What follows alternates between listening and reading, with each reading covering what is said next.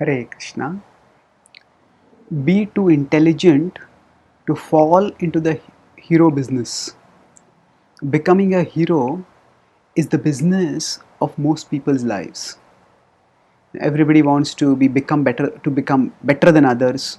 In fact, to be the best among all, to be numero uno, and thereafter to delight in the glory that comes from such a unique position.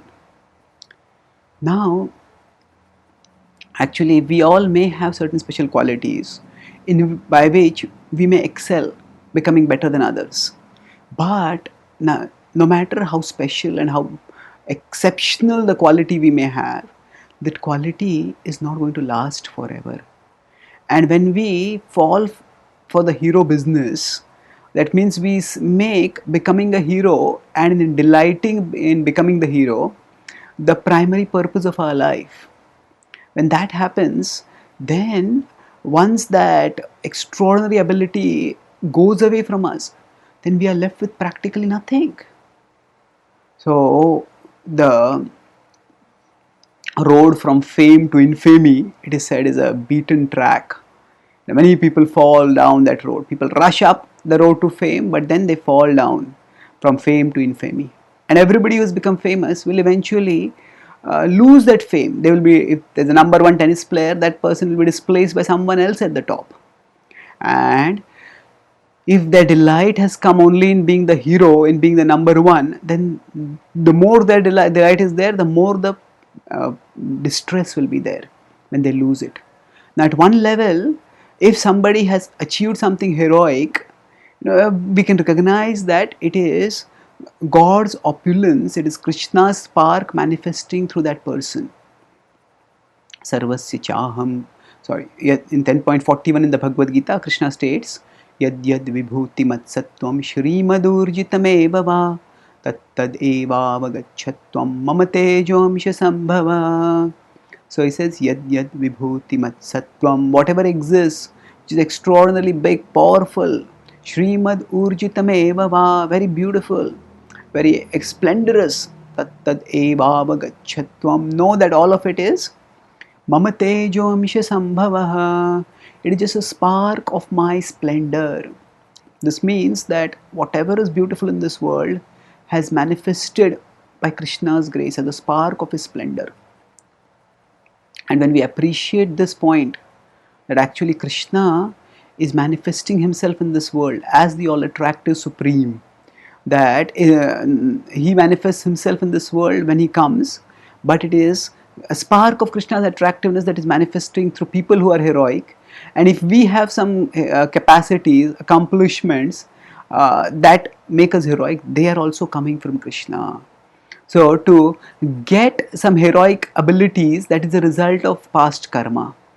But to get the intelligence to recognize that actually those heroic capacities are coming from Krishna, and to therefore direct our consciousness not to the world and the fame that it provides, but to direct our consciousness towards Krishna.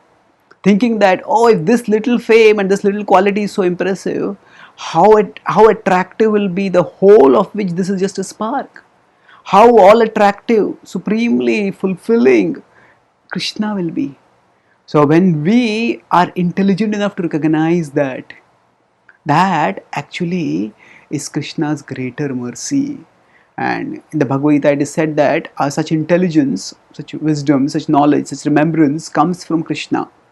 Sarvasya chaham hridhi sannivishto mattah smritir jnanam apohanam cha vedaisya sarvairahameva vedyo vedanta krit veda videva chaham.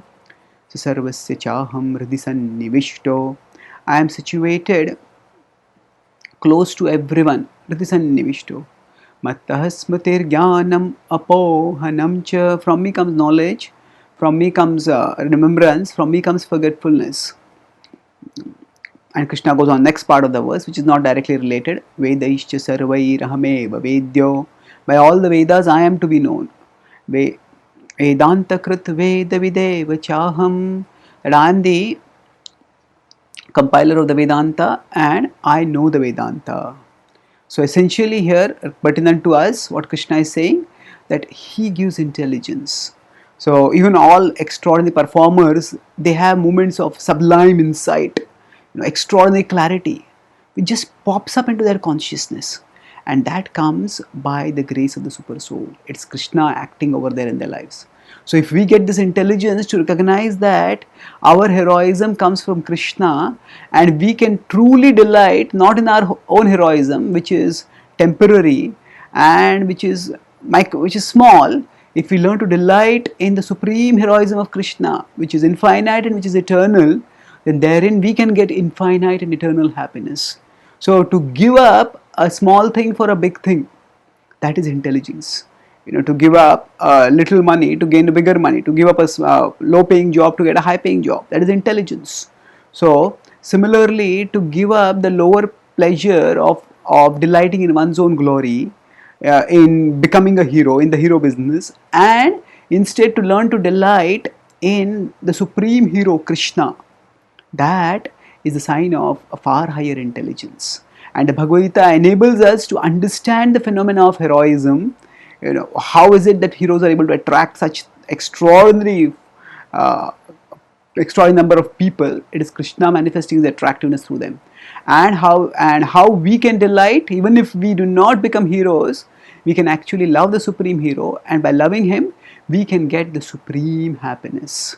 So for that we need to be intelligent enough to not fall for the hero business, but to fall in love with the supreme hero, to make it our business to love the supreme hero. Thank you.